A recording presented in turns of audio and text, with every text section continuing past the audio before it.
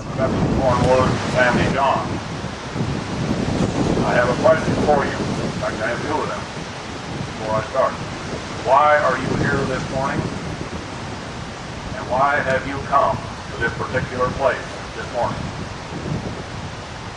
I will tell you why you are here. You are here because it is the right place to be and the right thing to do on this morning, this day, is set aside where we honor our veterans that have gone before us. We have joined together during this Memorial Day ceremony so that we may have the opportunity to celebrate and honor the many men and women of our military who have died while protecting this nation. As we take this day to give thanks to them and quietly contemplate their ultimate sacrifice, we realize how remarkably inadequate our attempts to pay tribute to them actually are. There are no words that can properly reflect the magnitude of what they accomplished and the amount of endeavoring love, respect, and honor that we hold deep in our hearts for them.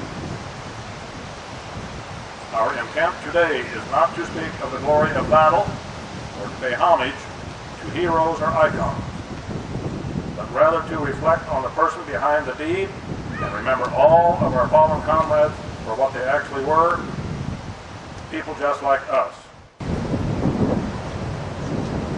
When the armies marched away from Gettysburg, they left behind a community in shambles and over 51,000 soldiers dead, wounded, and missing. Wounded and dying were crowded into nearly every building.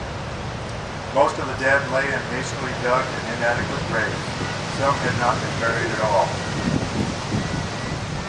The Gettysburg National Cemetery was dedicated on November 19, 1863.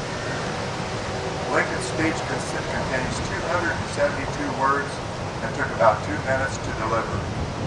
It is considered a masterpiece of the English language, and it transformed Gettysburg from a scene of carnage into a symbol, giving meaning to the sacrifice of the dead and inspiration to the living.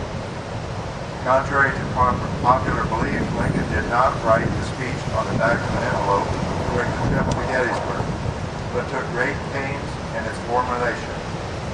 He composed the first draft in Washington and revised it at David Will's house in Gettysburg, where the president stayed the night before the dedication.